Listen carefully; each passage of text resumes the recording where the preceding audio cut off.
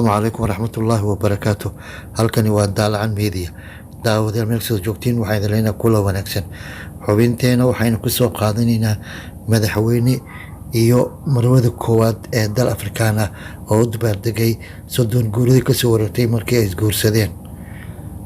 Madaxweynaha dalkaasi Nigeria Maxamedu Buhari iyo xaaskiisa Caaisha ayaa waxa ay shalay u dabaaldegeen sanad guuradii soddonaad ee kasoo wareegtay markii ay galeeleen qoyskooda. Qoraal ay madaxweynaha marwada koowaad soo dhigeen Twitterkooda waxay ku soo bandhigeen fariimo iyagoo alla uga mahad celiyay ammaanka iyo alaha uu siiyey qoyskooda. Madaxweynaha iyo marwada koowaad waxa ay soo bandhigeen sawirada yaraantooda xilligii ay isguursanayeen, waxaana la sawirnaa caruurtooda iyo qaar ka mid ah qaraabadiisa. Caaisha waxa ay twitterkeeda ku sheegtay ama ay ku soo qortay alxamdulilah 30 sano wado jirkeena ah.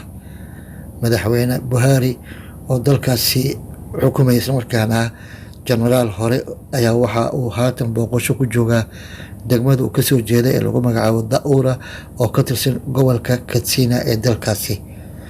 Muwaadiniinta dalka Nigeria iyo xubnaha ka tirsan dowladda dalkaasi waxa ay farxad la wadaageen madaxweyne Buhari iyo xaaskiisa Caaisha oo u dabaaldegay sanad guuradii soddonaad ee kasoo wareegtay markii ay galeeleen qoyskooda oo haatan u dabaaldegaya 30 sano oo ay wada jireen.